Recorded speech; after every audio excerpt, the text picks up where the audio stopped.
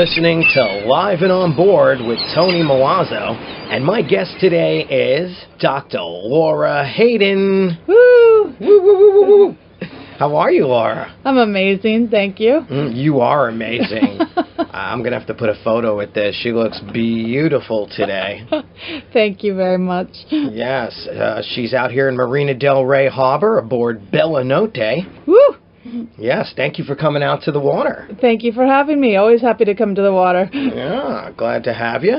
And you're a busy girl. I know it takes a lot to get you down here. I am a busy girl. I keep it keep it maxed out. Not on purpose. It just sort of happens to me. Yeah. You're always on the move. Is that hard for you? Is that hard to handle? I actually like it. The only problem is sometimes it's like I look at the calendar, I'm like, oh yeah, I have time there, and then living it is much different than booking it. Yeah. You're like, oh yeah, I can work that out in the morning, I can do that in the afternoon, I can do that in the evening, no problem. And then you're like, oh, why did I plan a 17-and-a-half-hour day? What was I thinking?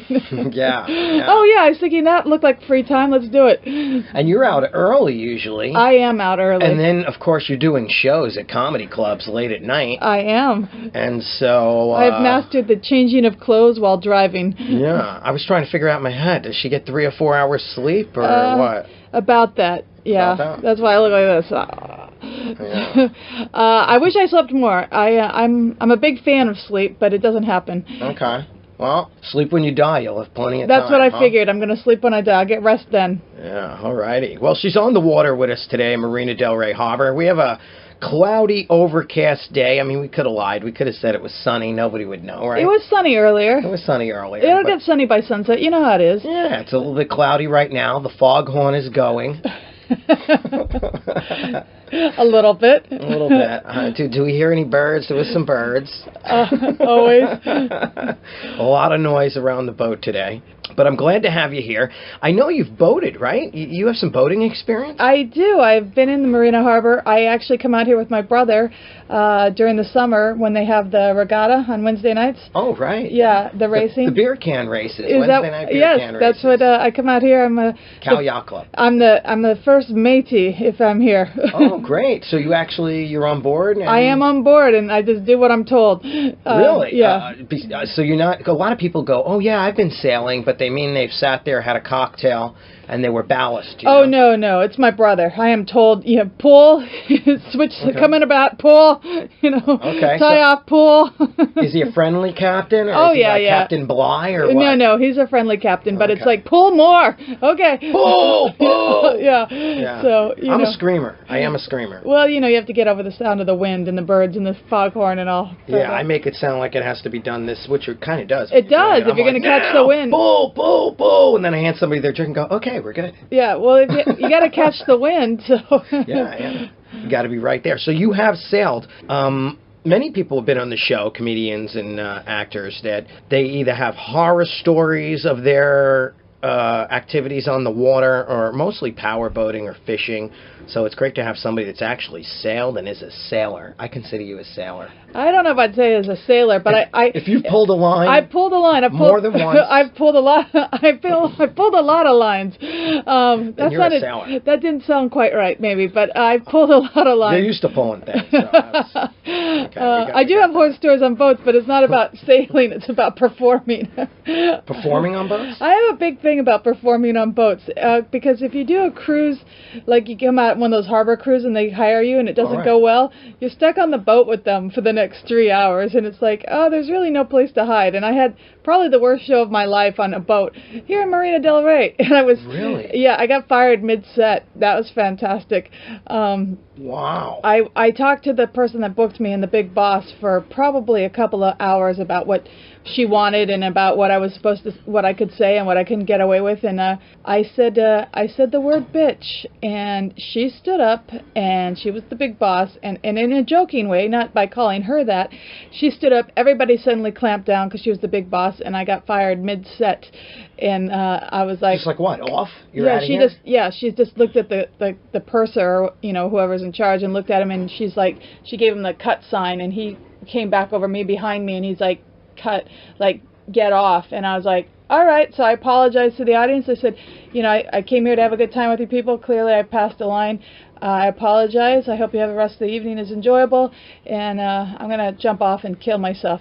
And but I just hid in the captain's quarters till the end, till every last person left that boat. And I still, to this day, I'm like, I've obviously done some cruise ship work since then, but I've done only one cruise, private cruise where I was performing since then, and I'm like, it was very I had a lot of trepidation going into it. I'm like, I don't know if this goes bad. I'm gonna be stuck on the boat with these people again for You got to swim home. I mean, I was like, if this one was in Newport Harbor, I was like, it's a Christmas party. I'm like, man, if this one goes bad, I am jumping off. I'm gonna just pick up one of those restaurants off the side there and drown my sorrows. But luckily, it went well. So the curse has been lifted. But that, to this day, is probably one of my worst nightmare stories of performing, and it was on a boat. I wish you weren't thrown out. Yeah. Then you would have been in the water. No, I wasn't thrown out, but I got fired. I was supposed to do 30 minutes. I got fired 15 minutes in. And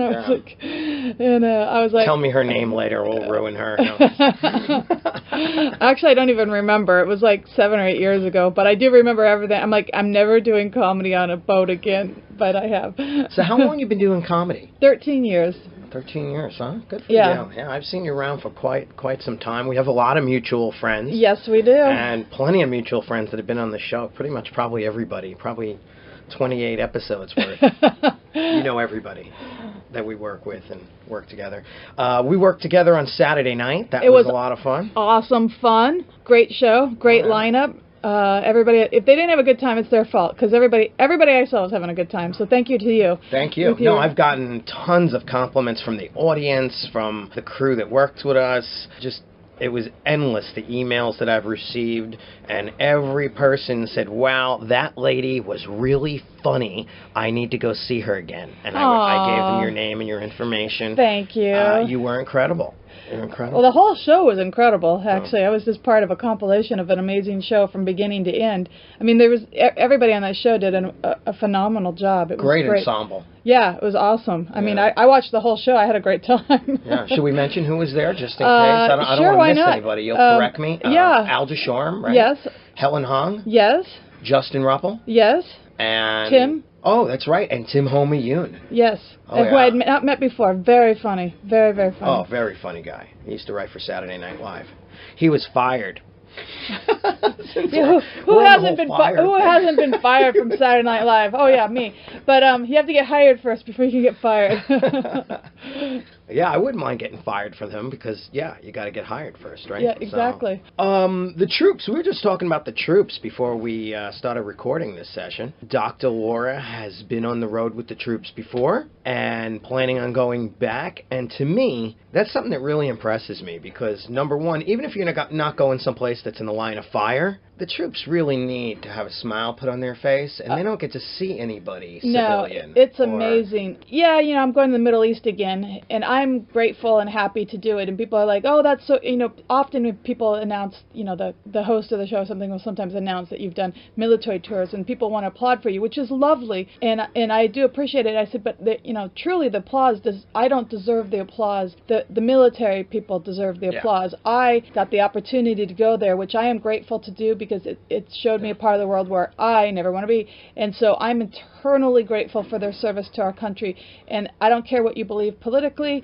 It doesn't really matter. These people are serving their country. And whether you believe in, whatever ideology is in office right now, it doesn't even matter. These people have put their life and their families and everything on hold. And granted, they're getting paid, but they're not getting paid enough to make it worth it if you've ever been there. It's the worst place in the entire world. So you feel the least you could do is strap yourself to the inside of a cargo plane and eat some sand for a few days. Yeah, it is not luxurious travel, and it's not luxurious accommodations, but again, I get to leave, and anything that you think that you're giving them, they give you tenfold back, because like you said, a lot of these bases, but particularly in the more sensitive areas, they are on the base for whatever amount of time they're there for. They're not allowed to leave, because it's too dangerous to have people going on leave all the time. So really only supplies and, higher ups. Right. And again, that's even sort of regulated how much. I mean, I had a couple places where we weren't allowed to travel at night. We had to travel to this base during the day in like a military plane and then leave before nightfall. and get in. And so we're doing like lunchtime shows or shows on the flight line because they have to still work. And they're stuck on this plot of land, a couple miles wide for, 6-9 months without their family, eating MREs, if you know what those are. Those are delightful. I was just going to ask you, are you eating packets or what? What's going on? No, we have had some, we eat on base, but I haven't had to do like... You're on the chow line, right? Yeah, the chow line, but I haven't had to do... Yeah, we always eat the chow line almost... Do you get to go first? No, we just go in, often some of the bases... They aren't like, here's the stars, they get to eat a lot first. Of the bases are really lovely. They put you in like a VIP section, but honestly, a lot of the places, they just put you with the regular troops, which is perfectly fine. And you want to be with them, and the MREs, we only had one place where that was like, that was the meal. The MR, and so we did that. But I mean, they're not delicious, but they're okay. I don't have to eat them every day for the next 9 months. I had one meal of that. I'm like, I will survive. So are you just loving that audience? Because I mean, these guys, they haven't seen anything since the last comics. They haven't been home in a while. They're not exactly watching lots of TV. Yeah. They're so a good crowd. lovely. They're so lovely and uproaring and screaming and excited that you came there. One of the bases this last time I went there, they had never had any live entertainment in like 4 years. The commander, their high commander, started crying during the show, and not because we were horrible. Right. She was crying because she was grateful that somebody brought entertainment to her. And this was one of the bases where they're not allowed to leave. They go on base, and they're there till their deployment ends because it's too dangerous to be shipping people in and out. So they're on this plot of land that's like 1 mile by 2 miles for their 6 months or 9 months or whatever. And she was so great. And it's arduous getting to these places. They're not. These bases aren't in the middle of the Ritz. They're out in the middle of the desert, and and it takes hours of either flight or van or both to get to them. Yeah. And then, we almost have to leave immediately because we have to get to the next one. So, it's not a cushy, but again, eternally grateful for their service. So if sleep deprived and, some uncomfortable bedding and, maybe not the most... I give you a taste of a little bit I don't, all of this is all perfectly fine to me because I am grateful for the service they do because until you have seen this, I don't even think you can imagine how awful it is over there. Yeah. I mean, the Middle East is Mars with trash. That's how I describe it. Yeah. I mean, the big cities, Dubai and stuff like that are, the beautiful big cities are gorgeous and they're made with oil money. But outside of that is brown, ugly desert. Not even pretty desert. Yeah. Brown, ugly desert with dead camels. I mean, and that's like miles, hundreds of miles of this. Now, the reason why I asked you the question about...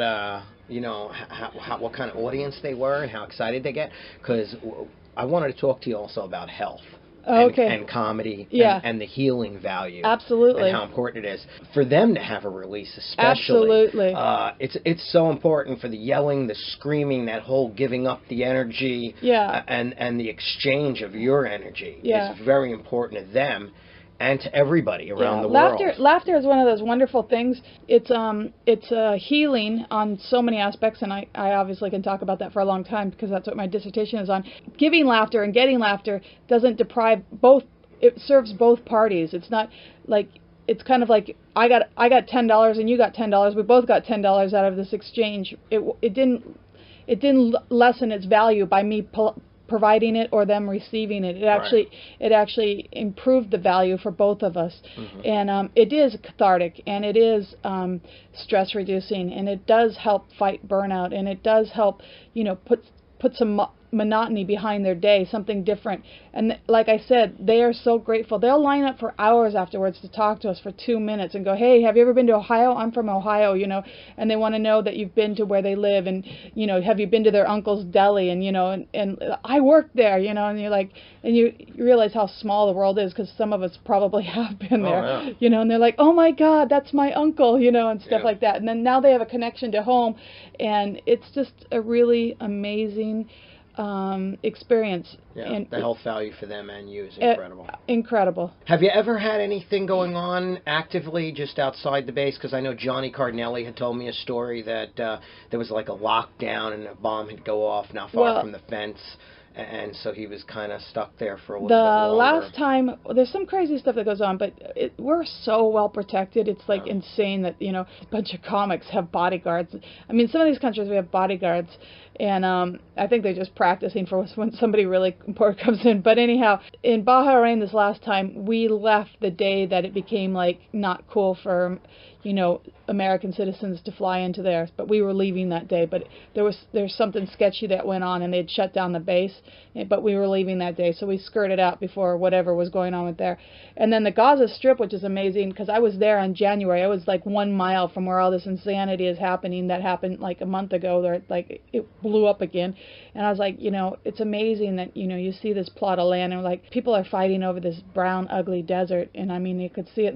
I was less than a mile away. I was up on a tower, and I could see this whole thing, and I'm like, this is just insane. Our world is insane. Yeah. Like, why can't we all just get along? Yeah, you'll see the same people somewhere else. Yeah. Sitting at the same table, getting along. I used to be a ham radio operator. Oh, okay. And you hear them talking on the radio, all the countries that don't get along and are blowing each other up, and it's hard to understand. Yeah, it is. It really is. I can't wrap my brain around that level of hate. I can't. No. But it's people fighting for 200 years, 2,000 years. Yeah, and it's inbred almost. And I don't honestly know how to change the answer. I only think that tolerance and education can do it. But I don't. Like I said, it's part of their almost DNA on some level. But I want to transitionalize now. All right. Let's move to. We're still on the health value. Okay. You're a doctor also. I know you have your PhD. I am technically Dr. Laura. I'm not an MD, so I always like to clarify that, because some people don't care. Like Dr. Phil, Dr. Laura, the other one, are also have PhDs, but they're not an MD. So I'm not a medical doctor, even though I work in the medical field. I'm a physical therapist. Mm-hmm. So I don't know why I feel the need to clarify that. Most people are like, whatever. They don't care. I can't write. A physical therapist and a comedic therapist. I can't write prescriptions, so don't ask. I can't get you any Percocet, Vicodin, Norco, whatever it is your flavor you're looking for. Those people need to heal with some comedy and some sailing. That's my advice to them. Sailing, get rid of the meds.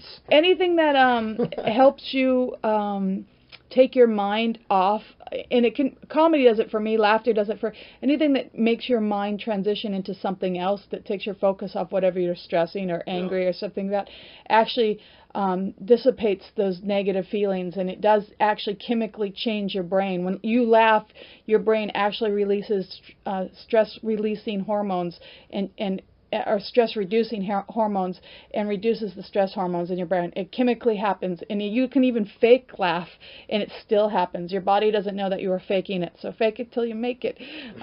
So smiling or fake laughter is as good as real laughter to your brain. There's a lot of people faking everything out there. Well, it is Los Angeles. So you're doing lots of shows. I am. Not just here in LA. I see you all over the map. I go where I'm invited. Yeah. So East Coast, I see you. I love going to the East Coast. I love New York, as you know. So I just wait. If somebody books me, I'm like, all right, I'm going to New York again. That's how. I wish I had a little closet in Manhattan. $500,000 closet in Manhattan where it's like a bed and a sink. That's $500,000 That's there. Big. What do you mean, a sink too? You want a sink? That's an extra $2,000. You want a sink? I know. Anybody who has a sink for a prostitute shower is another $2,000 a month. Okay. Exactly. But no, I like the energy in Manhattan. So New York is cool to visit anytime. So yeah, I'm headed that way soon. Good for you. For a couple of weeks. For the fam. Yeah, and family and holidays and fun and shows. Excellent. I need the release. You think I could just go home and hang out with the family and get all stressed out without getting on stage every night to blow it out? No, you can't go home with the family and not do shows. Especially I got that old-fashioned Italian family. Hello. Oh, no. You better have one every night. Hello. 9 courses. I dated an Italian guy from New York. Oh, did you? Yeah, a long time ago. Oh, yeah. You eat. And you're like, you think it's over, and it's still like, oh, no, okay. That was only the appetizer section. We haven't even had the entree yet? Really? Yeah. Oh, that was just the antipasta. Oh, my God. Oh, yeah. How much food is coming out? Oh, yeah, like 9-10 courses. Yeah. Oh, it's insane. Yeah, and then you got to stop at somebody else's house, and it's an insult if you don't eat something there either. You get cannolis with the turkey. Oh yeah, love cannolis. Let's not get. Oh, my favorite place is Venero's in New York City. I know Venero's. Oh, that's my favorite. Good stuff. Favorite cannolis. Now we're on to food. So you love like to food. eat? I do. I love to eat. I love to cook. What's your favorite genre of food, ethnicity? I like them all, to be honest. I'm not allowed medically to eat sushi, even though I have, and I admire the art form. I admire sushi chefs and their art. It's an art form, and I admire it very much. But I'm not allowed to eat anything raw, per my endocrinologist. So anyhow, so I just look at it. I can go Japanese. Do you cook? I do cook. What do you cook? I cook everything. I actually desire to have a comedy cooking show. That is like one of my biggest goals. I have skills in the kitchen.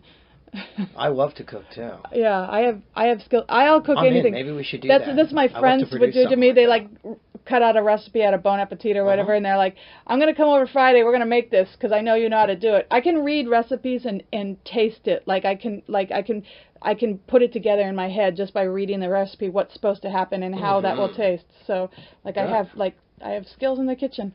So good. But you gonna cook for me next time? Sure. Oh, all right. All right. I'm in. I'm an eater. Absolutely. And me too. I love to cook. I like to share the kitchen too. I cook, eat. It's all good. Excellent. I like the hedonistic activities. All right. So hopefully in the future we're looking forward to a Laura Hayden cooking comedy show. Absolutely. That'd be fantastic. I love that. I might produce that for you. I'm all in. I'm in. I'm in. I actually You heard it first, right here. I have several ideas. So we're all over the map. I love that about you. I am there's GPS. So much to say. I am so GPS much, conversationally. Yes, oh my absolutely. God, it's like I want to go so many places. I want to ask you about like your inspiration for comedy. Who inspires you, and why are you doing comedy? How did this all come about? Comedy happened by accident. Comedy chose me. I didn't choose it. I did not grow up in my life going, I want to be a performer. I came to the game late. I came to the game, I waited tables forever and ever, because I went to school forever and ever. That's a prerequisite. Yeah, and I actually started waiting tables to get over basically pathological shyness. You? Oh my God, you have no idea. They would have put me in therapy for how introverted, shy I was as a child, even all through school. Wow. My high school yearbook reads, "To the shyest girl I've ever met, to the quietest girl I've ever met. You're sweet and quiet, stay that way." Wow. I have people that went to high school, they find out I do comedy now, and they're like, "I didn't even know she talked." So I started waiting tables, one, because you can make money, and two, to actually force myself to get over this pathological shyness, because I saw how it limited my mother. Are you over it? Yeah. Although I do fall into patterns. There's certain situations that cause me to fall into patterns like that, and I can usually feel the resistance inside me going, why am I acting like this? Right. And when I feel that, I go through the steps. And these are the steps if you're pathologically shy. What's the worst thing can happen? Can you accept the consequences? Yes. Then proceed. Usually it's on a phone. I hate talking on the phone, so it's usually cold calling. I'd be like, what's the worst thing that can happen? They hang up. Can you live with that? Yeah, okay, proceed. So, I mean, I logically have to say these things to myself to get over it. So this is pretty inspirational for others, because there's a lot of people who are shy. Yeah. And then to see you out on stage just tearing it out. Yeah. I do a lot of things on stage. I say things on stage, and I do things on stage that I actually would not do in a more private setting. I'm not that inhibited, but I will do or say almost anything on stage if I think it'll get a laugh. Yeah. And I may not do that in a party situation, may not do the same words or activities or I think Saturday night I saw you jump into a chair and throw your legs in the air. Yeah, I may not do that at a party, but on stage. That's the Disney version I just said. Yeah, if I think it'll get a laugh on stage, I'll do it. I mean, I've had people, take off their clothes on stage and do stupid stuff, but I would not be at a party and be like, "Hey, let's do this." That wouldn't be my MO. On stage, it's a different animal. You know how it is. Gotcha. Uh-huh. So anyhow, I waited tables forever and ever, and all my regular customers were like, "Oh my God, you're so funny." I'm like, "Not funny. What do you want?" And then in graduate school, I had to get, the first time I got my master's, we have to give an enormous amount of presentations, and so they asked me to give the commencement speech, because apparently I made everything entertaining. They're just looking to not be a boring speech, because commencement speeches are notoriously boring. So afterwards, people are like, "Oh my God, you're such a natural up there," and I'm like, you don't understand. I threw up twice before the speech, but I still wanted to do it. So anyhow, every New Year's, instead of pretending to give up something, I try something new. 13 years ago, I flipped a coin, heads came up. I took a stand-up class instead of sailing lessons, and now I've been doing it ever since, because there's no 12-step program for comics. No. once you start, it's hard to stop. You can go on sabbatical for many years, but it's still lurking. You always come back. The monster's lurking somewhere in the dark. Yeah. I took a lot of time off this year myself. Did you? Only did a few guest appearances, did a lot of hosting. Okay. That's not really off. Yeah, for me it was. I was doing a couple of days a week at the Comedy Store, the Improv, like everybody else. And I slowed down to do some film and some pilots and some other stuff. Well, that's still performing. I mean, but I miss it. You didn't go and I'm not doing anything. I'm going to become a chemical engineer and sit in a box. No, you were still out there performing. I feel like I have to have a coming out party. Okay. I'm serious. I feel like I've been away in a way, so it's like I'm going to New York now, and I'm like, this is it. I'm back. I'm back. They didn't know you went away. They just thought you were here. So they don't know. Yeah, that's what a lot of my friends just said. Like you, they're like, you're back. You didn't go anywhere. I'm like, thanks for noticing. I'm not out regularly. See? I have to get on stage fairly regularly, or the introverted, quiet, shy demons come back. If I'm out all the time, if I'm up often, like none of those demons that are lurking inside me come back. It's just like, okay, a day in the office, get on stage, da da da da da da da. But if I wait too long, I can't go a couple of weeks without performing, or then it's like starting a cold engine. It's be like, okay, what am I saying? What am I doing? Like it's too anxiety ridden for me, so I try to not go more than a week without at least getting up somewhere, because it's so much easier to keep the machine going than to let all those demons come back in. I guess that's what I feel like right now. Yeah, a little bit of anxiety about it, and just because I haven't done it regularly. Yeah, haven't been out again. Yeah, time to get back. Okay. I'm going out on the road with Laura. All right, comedy and cooking. Yeah, comedy and cooking. And sailing. Yeah. I love that about you. The whole sailing thing. We're fellow sailors. I know. We got this whole new. I don't have the license because I didn't take the class. My brother's a captain. My brother's a captain actually. He? Yeah. Yeah, that's a whole other thing. Yeah. He did he can do the night sailing and everything. I mean, he's done all the crazy stuff. Yeah, I sail at night a lot. I just told, just pull. All right, coming about, pull harder. Tie the knot. Yeah. This boat's done almost 50 trips to Catalina. Oh, wow. And I would say that 45 of them were at night. Wow. Yeah, I mostly go at night. I don't like to burn the daylight. Yeah, don't tell Natalie Wood. Oh, that's another whole story. We'll talk about that on another episode. Okay. I'll have you and the captain that was on board that night. Oh my God!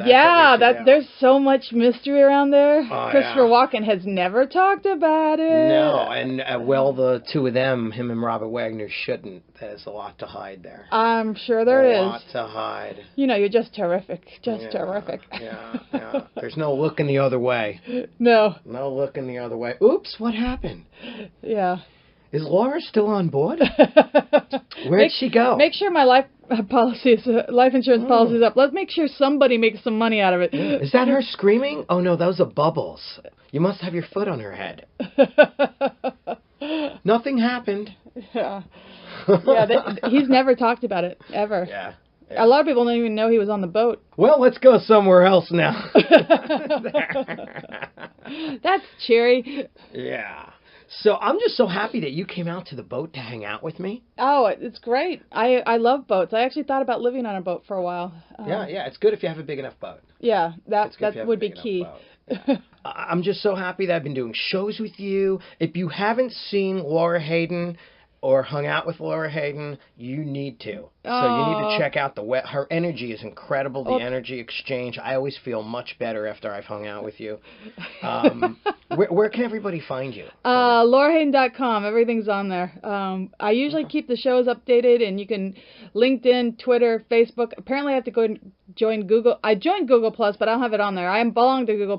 I belong to Foursquare, too. I don't even know the account. And then Reddit, I guess, is the new thing. Yeah, you can go crazy and with Instagram. all this stuff. I got an Instagram account, I'm on a few of them. It's insane. It's endless. Find Laura and check out what she's doing and see if she's at a town near you, because you need to see her. If you get the supermodel, that's not me. There's a supermodel named Laura Hayden as well in Spain. Well, you are hot, though. Oh, well, thank you. Cute. Well, she's like 22 and been on the cover of Vogue in Europe. Yeah, I like you. Well, thank you. Thank you very much. That's a huge compliment. Usually my other radio guest is sitting over there.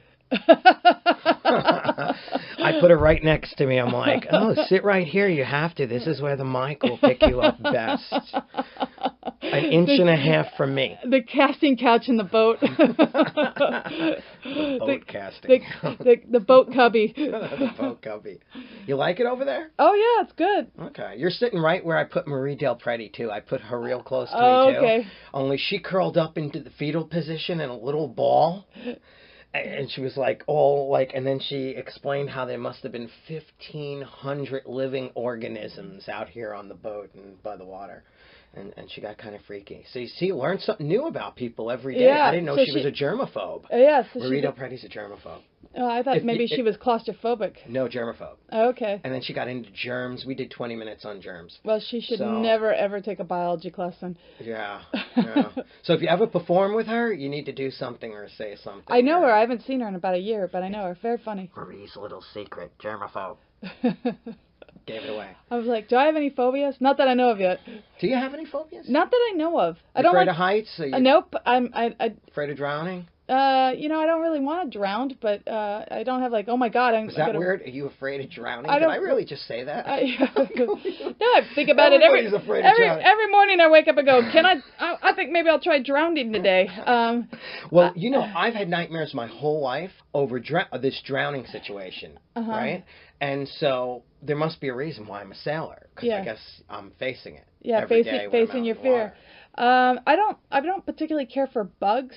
Like, I'm not a big fan of bugs, but I'm not like, oh my God. I mean, life entails sometimes there's one in the house, you got to kill it. Yeah. But, I would prefer never to see one again. Really? Yeah. I didn't bring any with me today. Yeah, I don't go out of my way. Maybe next time. I don't feel the need to go to a bug museum and see bugs. I don't really want to hold a panther.